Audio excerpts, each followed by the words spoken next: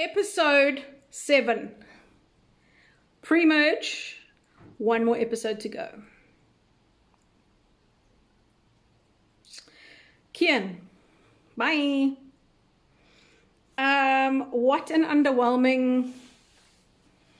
Look, there's always going to be one, isn't there, that sort of looks better on paper than what happened on the island. And that has nothing to do with the person that Kian is. It has nothing to do with the edit. They show what they can. If they don't have much juice from her, they will choose something that adds to the episode, that gives Santoni more airtime, because she's incredible on TV.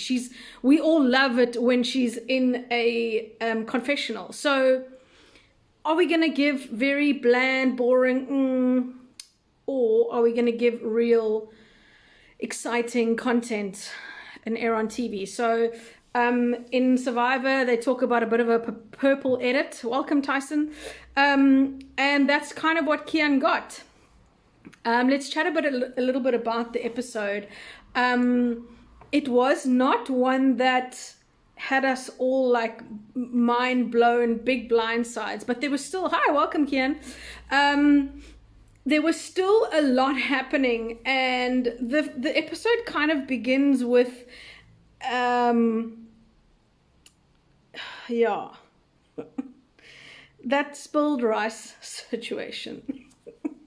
Marius, I'm going to get to the point about food in Survivor, but that you can see the desperation when Kian knocks over. We didn't actually get to see the actual knocking over of the pot, but according to a confessional, what happened was she picked up the pot, didn't have something on her hands, didn't use a piece of stick, burnt her hands and dropped the whole pot. Now you can see the desperation when somebody is picking up a whole pot of rice on the ground and washing each individual grain of rice, that she's desperate to stay, desperate to, try and get back into some good books. Imagine for a second somebody like Paul messing rice on the ground. Do you think for 1 second he would have tried to save the rice on the ground and washed each individual piece of rice? Guaranteed 100% no, because he had this idea that he was immune to drama and just didn't care about that kind of thing. It seems from the episodes that we've seen so far, 7 of them, that Kian was very involved with making food all the time. And then also that conversation around food and stored food and saved food. And it's not... Somebody asked me, let me see if I can grab that question quickly. Let me put this up here. If you were Kian, would you have shared your stash or hidden it better and eaten it? So there was no reason to hide her stash, because that wasn't like a secret stash of food. That was food that everybody else got, and she just didn't eat it at the same rate that other people ate it. But the politics around food, and I was thinking about this in the car a couple minutes ago, that even when I had a part in my season where I wasn't eating, and even that became an issue. So I wasn't eating the food that I was given. I was kind of giving it to Werner every time we ate, because I just couldn't stomach the food anymore. So I'd have a few bites and it would literally make me gag. So I just stopped. I took the food and then I would give it some to Werner. And even that started causing issues, because what would happen, this was well into merge, and what would happen was Tom would go fishing and he would find things, whether it was oysters coming out the ocean or a piece of fish. And the fish, honestly, were probably this big and just full of bones. So they weren't good for eating as a fish, because it was just like tiny bits of fish. What we would do is we would boil the fish and make kind of a broth. That had a bit of flavor, that had some nutrients in it, but there wasn't much that you could do. And what happened once was Tom went to the ocean, got a couple of fish, came out, and he also had, I don't know what it was. It was in Australia, MasterChef, they cook with something called a scampi. I don't know if that is what it was. It looked like a cross between a prawn and a crayfish / lobster, but it was only this big and it was kind of blue. So he gave it to me and he said, yeah, you haven't been eating, so eat this. And I remember clearly how bad it went down with the other people, even though the piece of food that he had given me, there was barely anything on it. It was very crustacean-y. There was so much bones and like shells and stuff. There wasn't much to it, but that put a bad taste in other people's mouths. So even when you're not eating, it did look like a Parktown prawn, Morris, exactly, except it was kind of blue-purple. So it was a Barney / Parktown prawn.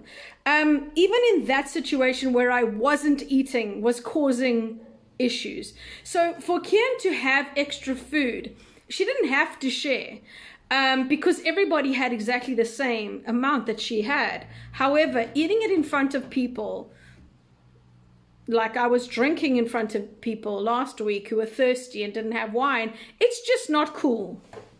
I didn't realize. I'm sorry, guys. I'm sorry. This week we are drinking 2020 very best Wooli sparkling water. So yeah, there's so much drama that happens around food. We've heard it from Warda, we've heard it from Kian. She says, I just got to move here. I was doing a lot of cooking at Vuna 2.0 Zamba 0.1 and shared the duties with Warda at Zamba 3.0. You see, the fact that there's a 3.0, frightening. There's so much to keep up with, guys. So, there was great challenges this week. The first one was grab these long sticks, put them in a hole, climb up, untie something, and build a puzzle. That challenge looks way easier than it is. Everybody that I was sitting around was like, well, obviously that's the wrong order. I said to them, except the holes in the ground are deeper on each different ones, or they're different depths. So you think, hi Larry, welcome. Hi Warda, you think that putting the longest thing needs to go at the end and the shortest one at the beginning. That's not exactly how it works, because each little hole that you put those things into has a different depth. So it's a puzzle within a challenge. Not as easy or as simple or straightforward as it looks. That puzzle, I saw LaRue posted on his social media this week that it took him 20 minutes to do it when they test the puzzles. I've said this many times before. Everything that they do on Survivor has been tested. When you're watching the episode and you see people doing the challenge, that is the producers, the crew, people running the challenge to see how long it takes, if everything works okay, that it's safe, that all the different individual parts to a challenge run smoothly. Hello, Taryn. Here's your shout out. I got shouted at by Bay for not giving her a shout out. So this is me saying hi, Bay. So there's a whole bunch of things that go into the challenge before we go to air to it, with it. There's got to be safety. There's got to be crew there in case something goes wrong. So they're always testing it. LaRue said that the puzzle took 20 odd minutes, right? So that means that he's had food, he's had shower, he's had rest, he's had all these good things, and he's able to do that in 20 minutes. And that's a really, really difficult puzzle. It's probably like 30 pieces, maybe, complicated. And Renier this time took the reins for his tribe and really smashed it. He really did well for his team on that part of the challenge. Let's go to the start of that challenge. When they walk in, and Santoni has PTSD from the previous swimming challenge and has a really, really human moment where she is petrified and doesn't want to do the swim again. And I can understand why. That part in the previous episode where they were saved by Chappies, I think it was 2 episodes ago, was just torture to watch. And having walked up and seen that challenge she just would have had. And between the moment of walking in and talking to camera, it's not long. You walk in and they start, and you haven't seen it before you walk in. So the moment you're walking in, you're taking it all in, and the fear and the emotions would have hit all at once. And for her to just stand there and like bawl her eyes out is so, it's hard, because you want to be yourself, but you also need to kind of protect yourself from what other people can think and how you perceived in that moment. So even though she's crying, she's feeling bad for crying because she looks now weak. She's bad. She doesn't want to cry because she doesn't want to make her tribe look weak to the other tribe, so that they can get like a mental advantage. There's so many things that are happening in that moment, and she just has no control. She is just petrified of doing that swimming part in the challenge, and it absolutely was. It was hard to watch. I understood what she was feeling in that moment.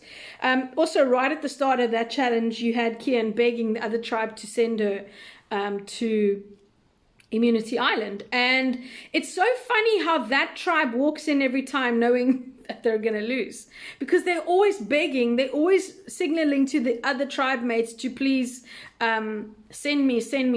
So it's fascinating to watch how they've already in like a losing mindset when they walk in, because the other tribe is so dominant at those challenges. It's heartbreaking, because even after the tribe shuffle, that's exactly what they try and avoid. They try and avoid, but there was no control, right? Because it was like you pick something and you're in that tribe.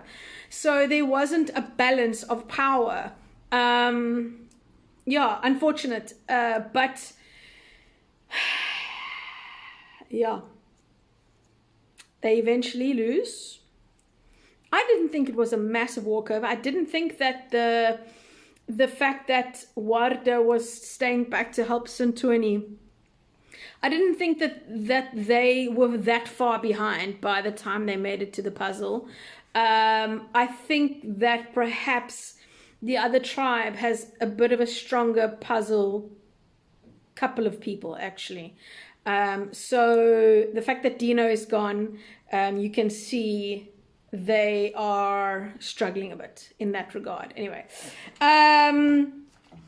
so they then lose and they choose our good friend and Immunity Island regular now, Anele, to go to tribal. And the reward, obviously, we saw was, and as soon as they started, I was like, hey, when they walk into that challenge, it's Mexican. I think everybody had a mild breakdown because they weren't eating Mexican in the moment that they were doing that challenge. It was so delicious, looked amazing. That's the kind of reward that you want on a reward challenge. And as soon as they walk in, I said, there's a TV there. This is going to be a loved ones thing. And as they started eating, a few of the people were looking around. There's an extra scene somewhere on Facebook or Instagram where Sean and Rainier were very aware of what was around them, looking under the benches and stuff. We didn't see a lot of it when they were in that challenge, but yeah, they go to the reward, eating. All of a sudden, a Nesu's Bay pops up, and you can just see the complete blank in her response. It took like, I swear that was real time. It took like 7-8 seconds for her to realize what exactly was going on. It was such an awesome moment it's hard to explain that moment. There is such a break from reality and a break from the game, and it's kind of it's sometimes dangerous, because when you let go of the game for a minute, it's hard to get it back. And I remember clearly when we had the Loved Ones Challenge, and I had been talking a lot to Annalise. Annalise and I had a really great relationship. And Annalise's strategy for Survivor was that she would put her family in a box in her mind. And she won't open the box because she knows that if she opens the box, she can't get it closed. And all the emotions and the guilt that a mom feels when they go on the island for however long they go. She just had this mental box in her mind, and she would put her family and her children in the mental box, wouldn't worry about them. And every now and again, she would say to me, Jean, the lid is creeping open and I'm worried about my children. I would say, don't even worry. Your husband, Paul, is giving them pizza every night. They are staying up late. They are chilling. They are loving life. Don't even stress about it. It feels longer here and more intense here than it is at home. And the thing is, in that loved ones challenge, when you get a glimpse of home, you open the box and you lose the lid for a bit. And it's hard to get it back and to claim it back and to settle yourself afterwards and to then go back into game mode. You see somebody like Renier, who's a bit of a survivor robot. He is just like, he's got his blinders on. And he has his moment, sees his wife and kids, and then goes straight back into game mode, where him and Sean, as they're leaving the challenge, which is that scene that wasn't shown, where they're still searching for an idol. So didn't really leave the game for too long. Beautiful moment from Anesu, from Warda, sorry, not Warda, Marisha had a nice moment with her kids and husband, and that moment where she just calls him out, you can see he wants to cry, because I think she said his nostrils are floating or something. She had such a great little description about how her husband was responding to that. Sean had an absolute meltdown when seeing his mom, and I also think a lot of it had to do with seeing his dog. So just it's such a nice time to do it, because there's still so many people in the game, and if I'm not mistaken, that's probably why Leroux did it so early, because to have that moment is so special in Survivor, and it gives us such a nice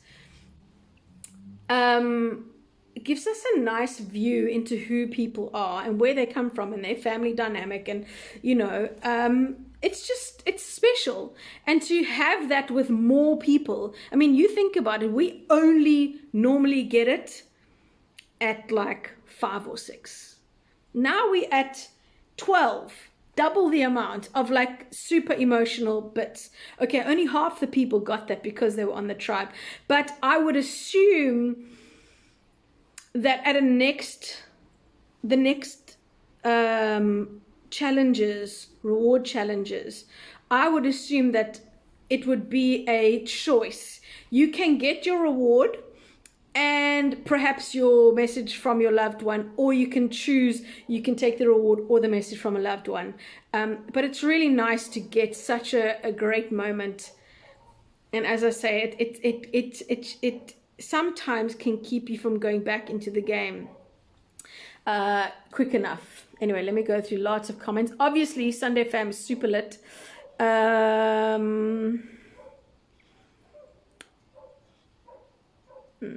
Okay, let's go back. Yeah, I got there. Bianca, my wine is safe. Marius saying hi to Leroux. Guys, Santoni, I cried with my queen before that challenge started. I think most of us had like a bit of weakness water. For deal, Taryn didn't make that pasta. I did. Thank you.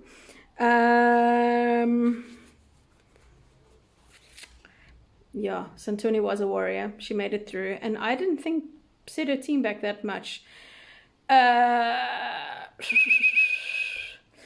Fadil saying he's annoyed that they didn't pick Q to go, but it was strategic, guys. Anella's got a lot of buddies on the other team. So they are, Renier seems to be running things on that side, but is so diplomatic about it that he has a discussion in, I love on the screen it says indistinct chatter, where they're just trying to decide who's going where. But yeah, it's, Renier seems to be the guy who has a lot of sway and is, I don't know, maybe we're just getting an edit, but it seems to be very diplomatic and inclusive, but still gets his way. So we'll see where that lands him up.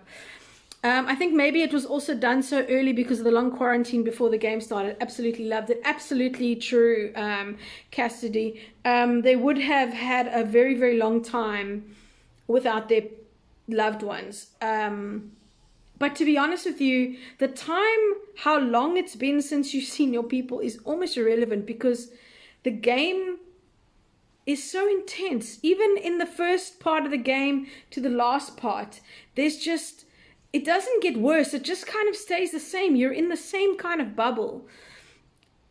But what happens is the deeper you go into the game, the less control you have over your emotions. So we did see some tears, but they bounced back super quick. My tears, I didn't have tears when I saw my bestie come onto the island. In fact, I was like a bit like, I cried more when I saw Katinka's mom come out, and when I saw Annalisa's reaction to seeing her husband, and Werner and Tom even. Those reactions were far more like what made me cry than me seeing my bestie. And what happened was, it was the brutalness of, once they won the challenge, they came back to our island and then proceeded to have like a jawl down the beach and enjoy their food down the beach. And we could smell that food and hear them laughing and enjoying their time. Myself and Annalise were the only two who didn't go. And that brutalness of that moment actually like screwed me up for a couple days. And so when I say your like missing loved ones kind of stays the same, but the ability to bounce back is what's important, and perhaps takes longer the more you have been in the game, because you start to get affected by it. It's not necessarily about being away from home, but there's a lot of stuff going on, mental stuff, traumatic things, being without food and water, and oh no, you got water, food and health, being clean, and your comforts from home, and having your brain stimulated, all those things. The further you go into the game, harder to bounce back. But yeah, absolutely on point. Rainier, Fadil says he thinks Rainier is going to win. I had a long conversation with Marius today about, let me see if it's in the questions actually.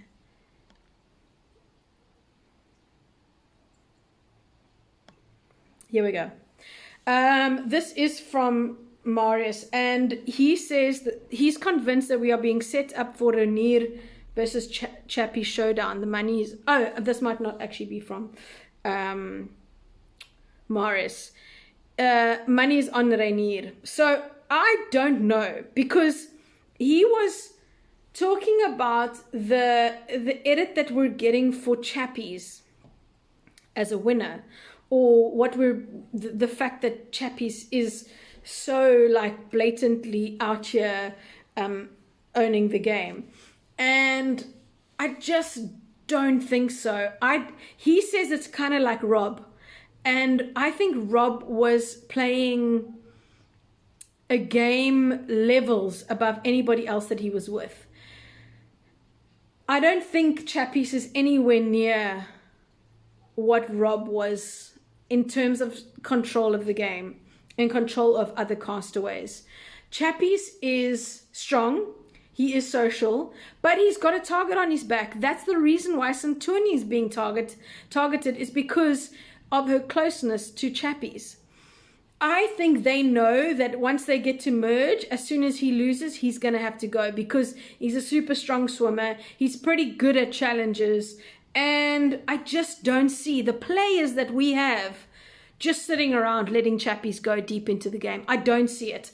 I don't see the pair of Tyson and Kieran sitting around waiting for Chappies to just do his thing and bulldoze everybody. I don't see it. I don't see Rainier sitting around and having his little minion moment and chopping his head off, sitting around and letting Chappies go deep into the game. Who is Chappies' number 2? Is it Santoni? Because if it's Santoni, she already has a target on her back. I don't see them low-key going to the end and just chopping the people down in the way. Tyson already has an idol. We know that Chappie's little diplomatic immunity is not going to be anything after the next episode because they're merging. So that doesn't help anybody either. Anesu has the tribe pass, which means that she can leave or send somebody going. I don't see her playing that on Chappie's. There is an idol floating around at the moment on that piece of driftwood that they alluded to in the previous episode, which nobody seems to have found yet. So does he find that and hang on to that for too long? Does he find it and keep it a secret? Finding idols doesn't necessarily mean that they will be played correctly. So at the moment, I don't see Chappie's being super strong and stronger than a Kieran and a Tyson. I don't see it. I don't see them being stronger than Rainier and his secret alliance with Amy. That's what I don't see. And I don't think it's the same as Rob and his robots and the people just thinking arrogantly that they were going to beat him at the end. I mean, Rob, we're talking about, he went up against Tani Letitia, Durao, Nicole. Nicole thought that she could beat him at the end. That doesn't mean that he kept her around because he knew that people wouldn't vote for her. So it's listen, this game is in limbo. This game is definitely being played at the moment. But there's some super strong players there. I don't think that Chappie's is the naked and afraid Bear Grylls that's going to go out there and be, the ultimate survivor. I think that he's got some shortcomings. One of them being his social awareness and his arrogance. It's definitely got a place in this game, guys. I'm not bad-mouthing Chappie's, but he does think he's going to win, and he thinks he's going to walk it. So I think that ability to take advantage of that in the game is something that Tyson and Kieran might be able to manipulate. The next episode looks like an absolute belter of a challenge. It's the one where they have to, I don't know how they get up the pole. If Nick had told me that I needed to get up the pole, I'd be like, where's the cherry picker? Because up the pole, girl. Anyway, so that's going to be interesting. And they just literally have to hold on for dear life. I have teeny tiny feet. I don't know if that would help, but I also have a number of kilos to hold up a pole. So it's going to be interesting to see. That is the first start of individual immunity. Who starts winning those classic challenges? And those lend themselves to Marisha. How is she still there, guys? I would have been petrified. She would have been at the top of my list for getting rid of, because she can go into merge and dominate if they don't put a handle on it. So interesting to see. But at the moment, Anela is being protected by the other tribe. They sent him to Immunity Island. Off he goes. He also has a little loved ones moment. Super sweet. His brother tunes him to look behind him. And there's a little hunt around for clues to another. I don't think he has the idol, does he? I can't actually remember. So he's got no vote. And now I can't remember if he actually got an idol or a clue to an idol, or anyway, somebody will help me out there. Let's get to, yeah, he got an advantage.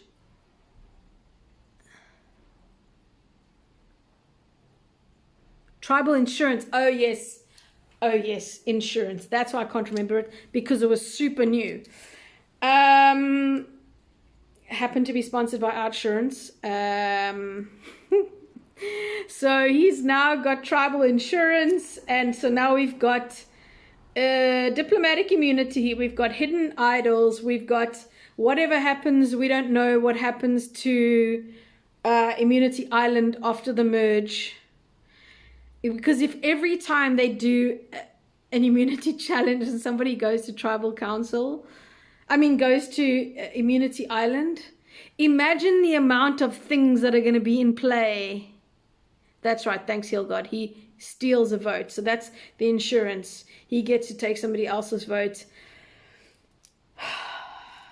There's so many things happening right now that, you know, those little icons next to their names when they put it up, there's going to have to be a lot of little sub tweets underneath their names for us to keep track of who's got what. I think it does help that these advantages don't go like right until the end. I think top 7, I think, is when you can play them. So at least they'll be done by the like business end, that those kind of advantages can't be played. But there is a lot happening in this season that we need to keep track of.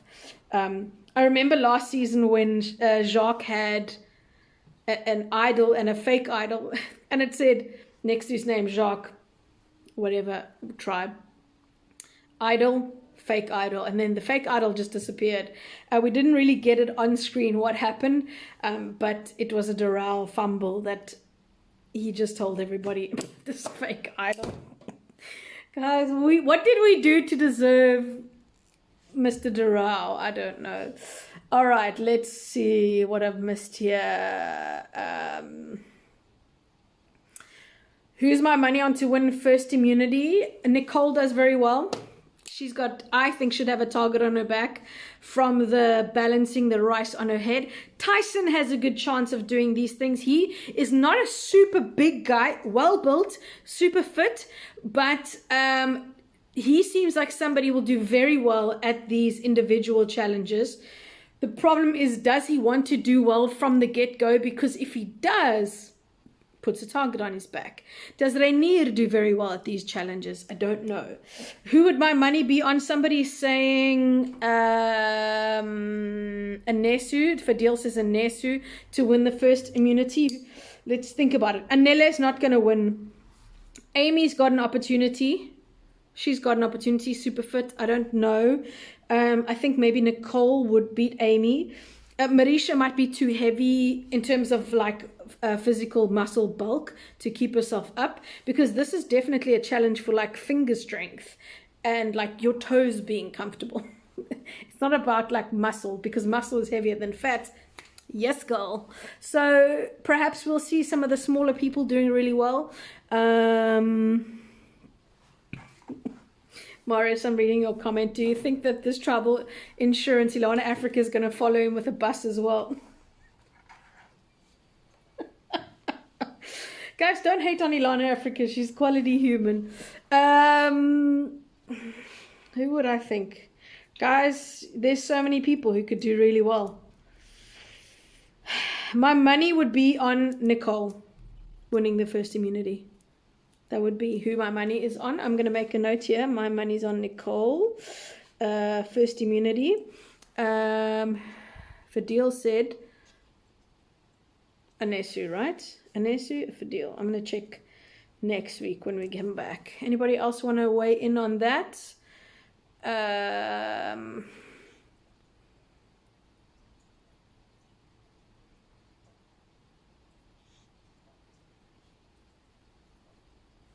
Okay.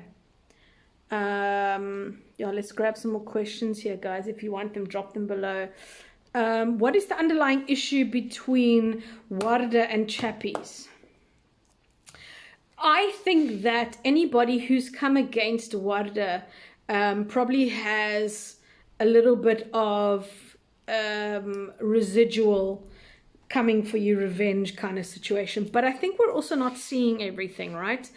I think that perhaps there's something about Chappies, and I don't know if it's his arrogance in the game, but sometimes his language that he uses is a little problematic. He has a tendency to speak over the woman, to think his ideas are bigger, better than the woman.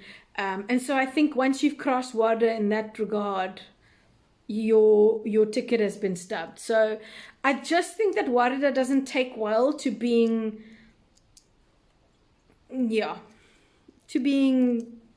I'm better than you because I'm a man. I don't know. That could be my underlying guess of what is happening. We're not seeing everything. But I know people in my season who had everything gone to air, they would have come out the show and been cancelled. So we don't often get the nuances of what is happening between people. But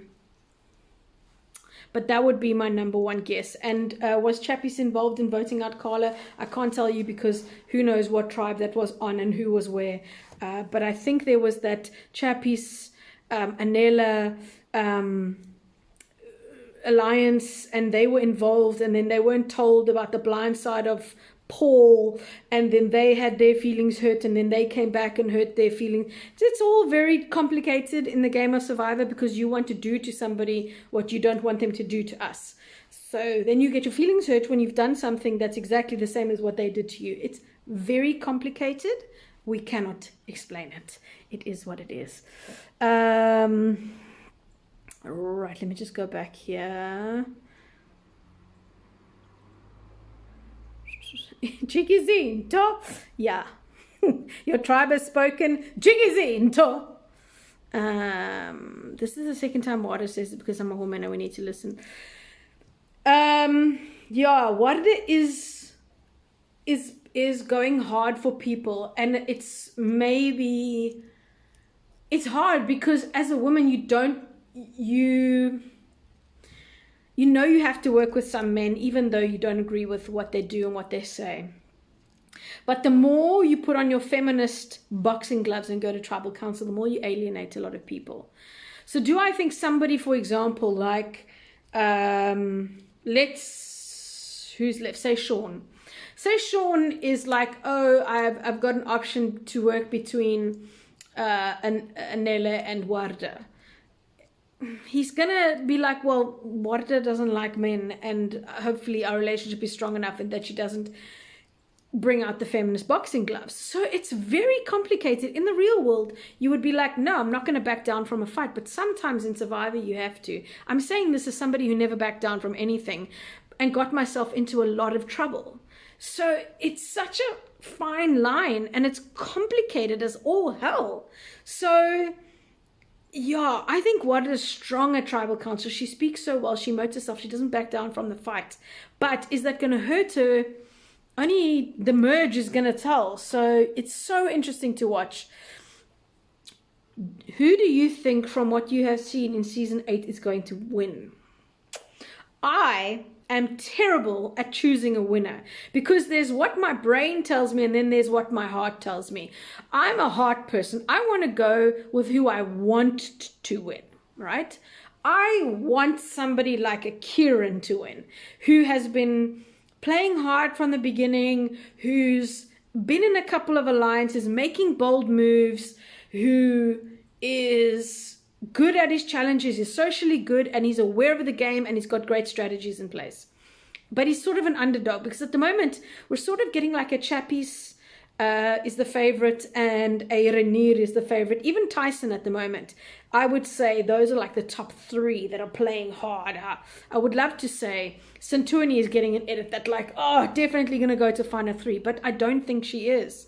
The way that the guys were reacting to her paranoia, I don't know. So who are the other women? I would love to say that Amy goes deep into the game, but maybe she does. Maybe her and Renier go super far into the game. I would love that.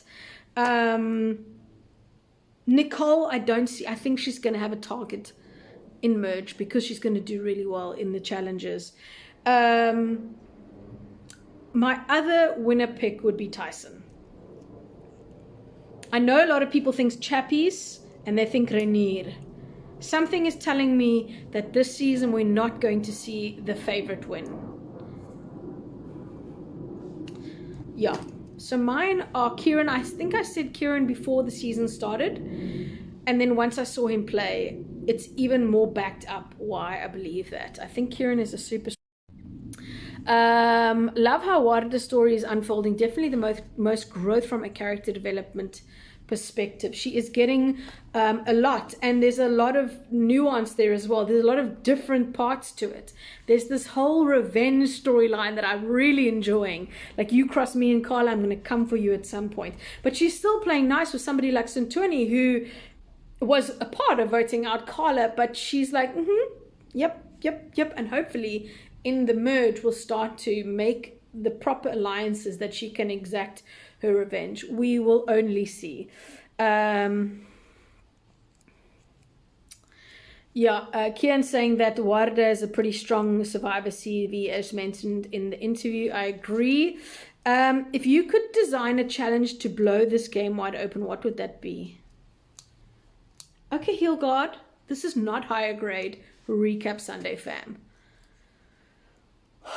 I don't know. I would, you know what, some of the challenges I love are those ones where, especially in Merge, and it's normally not an immunity challenge but a reward challenge, where you all get an opportunity. You get 3 chances to chop somebody's rope or break a tile or do something, and I love those ones because you get to see who people gun for really, and who they don't want to win challenges or immunity or whatever the actual prize is at the end. So those are some of my favorite. But I love the big challenges. For me, the ultimate challenge in our season was the one that I won. That thing was immense, and it happened right near the end, so we were absolutely finished. But those storylines in those kind of challenges, the lead changes very often. For me, the ones where you have to balance things, those also the lead changes, but there's just one storyline. Take your blocks, stack them up, walk back, grab another block, but it just tumbles. I like it when it's different. But I'm not a producer of the show, nor am I in the art department or challenge producer, whatever. So I have absolutely no idea. But I like it when it's not about how fit you are, how strong you are. It's more about strategy. It's more about puzzle building, and everybody's equal. I love those challenges. I want Santoni to win, but also want Kieran and Ty at the end. But Rhaenyra is playing superior right now. That's from Fadil. Yeah, interesting. Plus that Amy Rhaenyra thing is going to be Game of Thrones.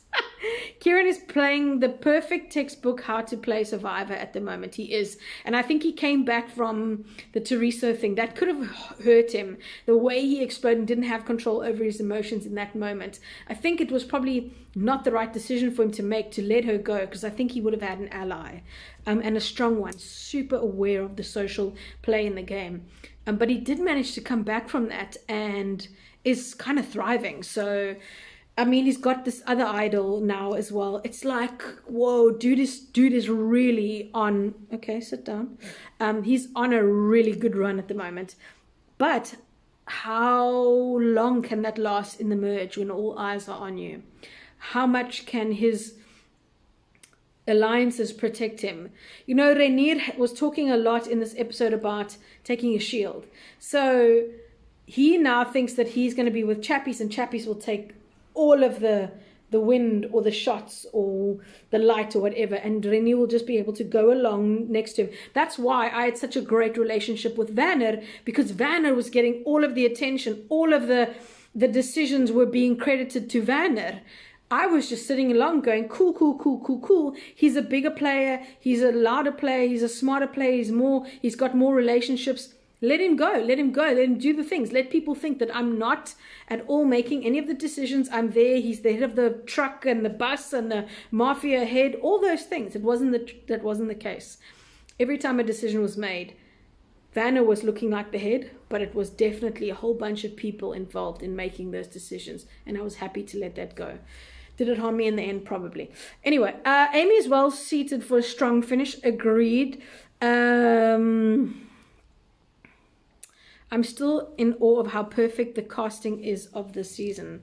100%, said at the start, one of the most diverse, interesting, just spectacular casting.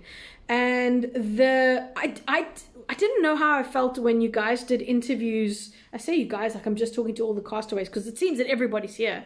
When you did the pre-interviews with Shannon and Mike, and I was like, oh, I don't think I'd like knowing them before they go on the season. But what it did do was it made me so excited, because all of the storylines that everybody had were so amazing. And the backstories, I mean, we don't even get to see a lot of it on the show. show. But I know that Tyson has a super interesting backstory. Carla has a really interesting backstory.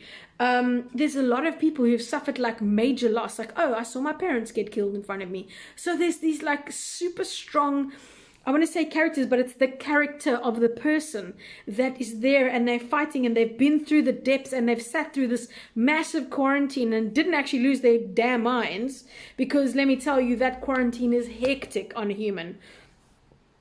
So yeah, I will agree with you 100%. That the casting is great. Sean has become another one who's kind of getting a little bit of a purple edit. Are we going to see that firecracker of a human that we saw in the first episode? Remember, he was like, whoa, whoa, whoa, whoa, whoa, freaking out, going bananas in tribal council, super spicy. So I'm hoping we see that Sean come to the fore. There's been a lot of big personalities, a lot of action. So maybe maybe he's gone quiet. Maybe he's not as confident, or maybe he learned his lesson from that first few episodes. But I am really hoping that he will come through.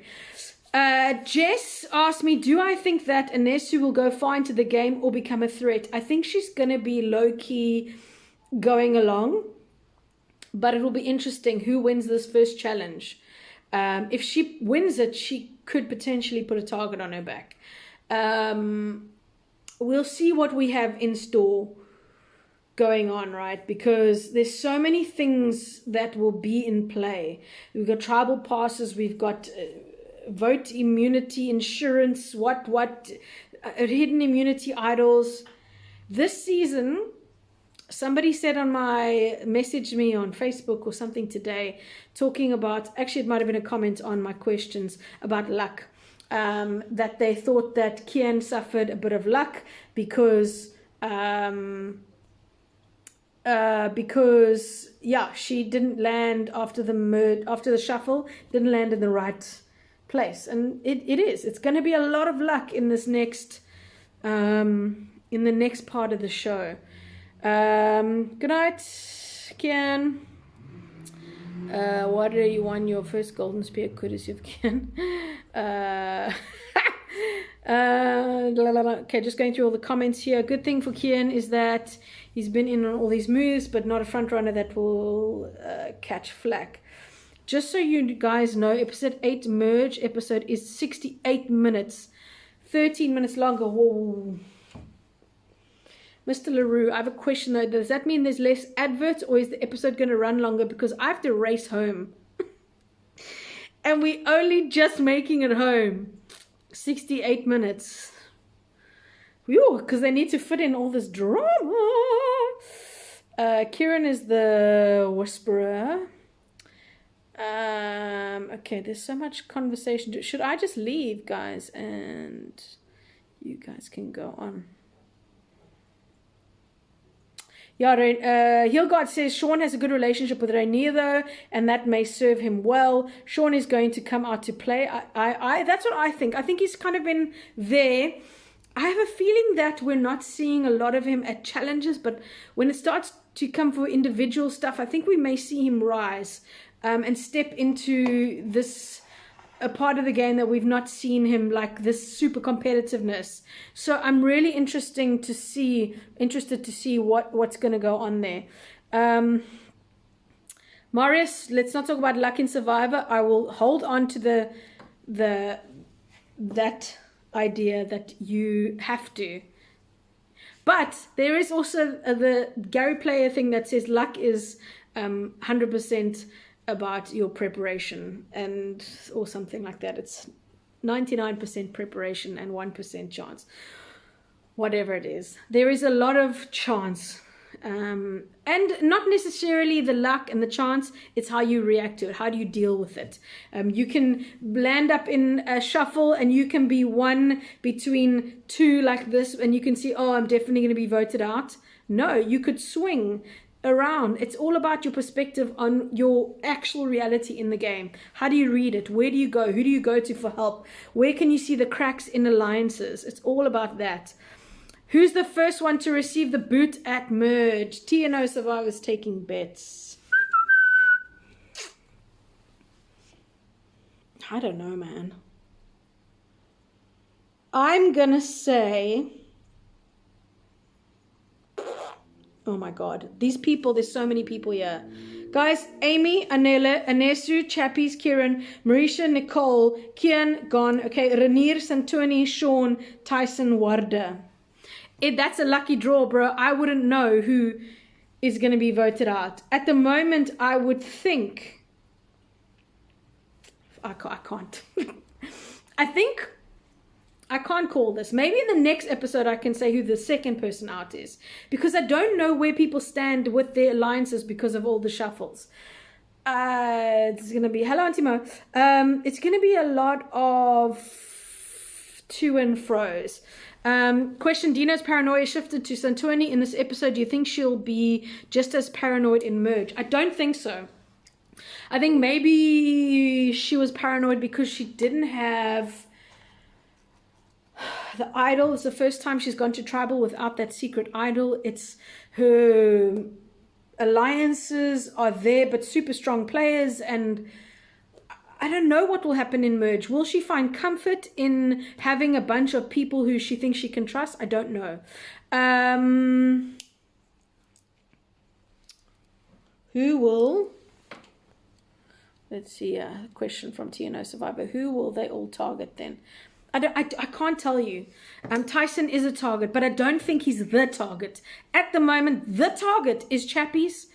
I don't know, guys. I don't know who the target is. Okay, let me say. I think Anele is a target because of Warda. I think Chappies is a target. Warda is a target. I don't know what that fucking accent is.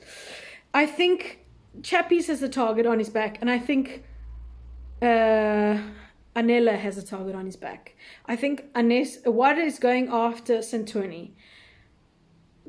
How does that bode well for the Chappies Santoni's alliance, and who else are they? I don't know, guys. I need a roadmap, and then I'll get back to you. Heelgod says, I don't think Chappies goes. Renee may keep him for down the line. I agree. I don't think Chappies is going now. That's why I can't tell you who in this merge is going to go first, because I need to see where people are and who's playing and who's winning. Because somebody could go, somebody like Anesu, who we don't know if she's going to be in a super strong alliance, who she's actually going to line up with. What if Anesu goes on like an individual immunity run? Then what? So it's so interesting. But I think at the start of this merge, it's going to be fine to just sit back. If you're not winning, it's okay for now. It's okay to let other people then take the brunt of what's going to happen. But with this cast and these players still in the game, I don't know who's weak and who's strong and what that means in this context. I don't know. I might draw a roadmap next week.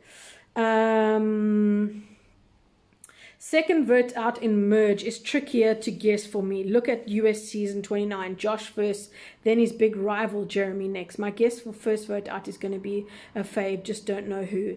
Heelgod says, I think Anela and Tyson, he may play that idol. And we see an unexpected vote out. Just keep in mind, guys, that there's not only these idols, but this insurance. And we've got Anela's no vote next week. So does he just replace his no vote this week with somebody else's vote? Does he make it through this week without his no vote and then do 2 votes next week? There's so much in play right now that I do think I need a roadmap. We've got 5 minutes left, so any other questions, comments, just shoot them below. Yeah, I think that's a very good point, that all the players this season know how to use. Well, we'll see. Oftentimes people are playing, Anesu's Tribal Council Pass. There's so many things that are happening right now. Those things can only be played perfectly if you know exactly what's going to happen. And that's why I think there's going to be a lot of big blindsides, because you want to be able to go in. For instance, let's say, for example, that everything hits the fan in the first episode and they target Tyson. But do they know? There's a few people who know that Tyson has an idol again. So what happens in that situation? Maybe they convince him and they blindside him because they don't want him to play that idol. He goes home with an idol. That's the kind of play that I think we're going to see. Can you keep your advantage a secret? Do you tell other people? What kind of currency does that hold? How deep into the game can you go with that kind of secret? And then when do you play it? Are you being played with your that voice in the back of your head? When Santuni played her idol the other day, I didn't think it was a misplay. I think it was a smart play for her because she wasn't feeling right. There's something that happens when you go into tribal council and people are not looking you in the eye, and there's a lot of talk and between the lines, and when you feel something's not right, you play your idol.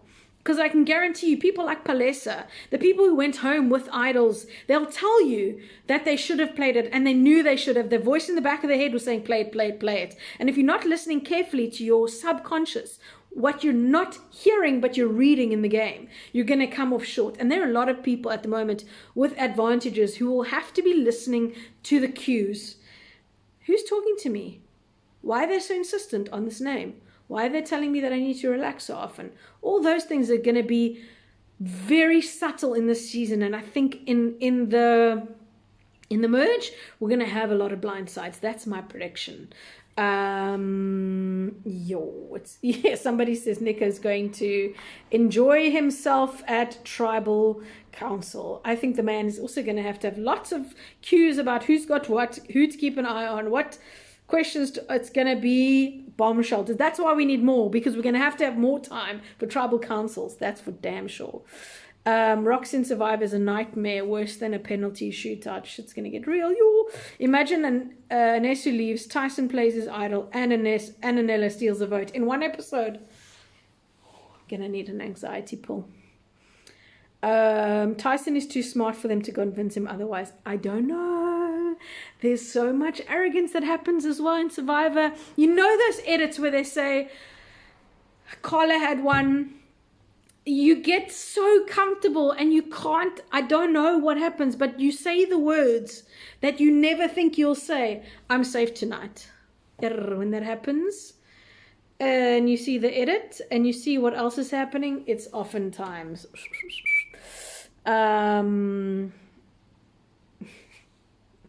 Oh, Maurice also did say something about Merge Feast. Wonder what's in store for Merge Feast since no steers. Garage pies, Wild Coast Sun buffet. Maybe. I can tell you that the buffs, we're going to see the blue come out. And the Merge Feast is going to be great because so far the wonderful reward challenges we've had Mexican, we've had boerewors rolls and chips and beer, and we've had pastries and rusks. It's probably going to be a traditional South African breakfast or a braai with a braai pie and whatever. It's going to be classic the way the rewards have been going so far. Who cares about steers, man? Although it was bloody delicious in the moment. We've gone there. Gone there. Right. I think we've answered all the questions. That's it, guys. I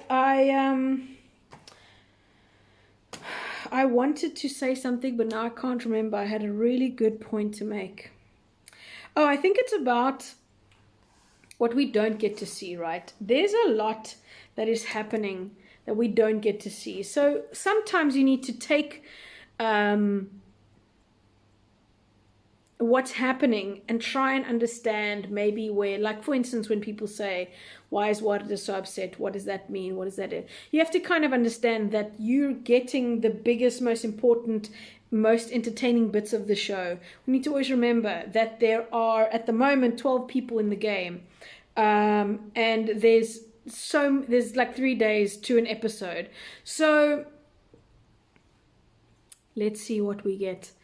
I think it's going to be super interesting. The Merge Feast is on the way. The Merge, we've got 12 incredible players. We've got 12 big characters. We've got twists and turns happening. Guys, take your calming meds. Get your BioStrath. Get yourself in the right space for Thursday because it's a longer episode. We've got lots going on.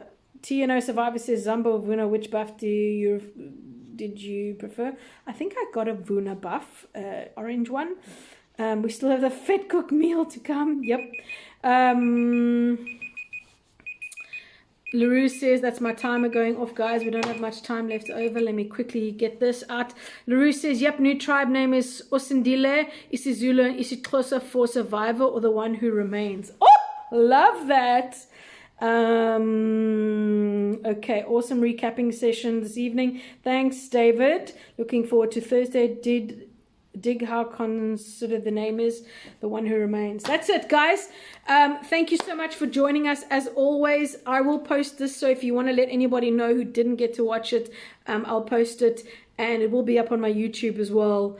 And please share it, like it, subscribe, do whatever you need to do so we can keep doing these. And I will chat to you on Thursday. If you have any comments, questions, anything that happens in the episode, just drop me a DM and we will get to it on Sunday next week, 7 o'clock. Guys, have a great week. Please pray for South Africa.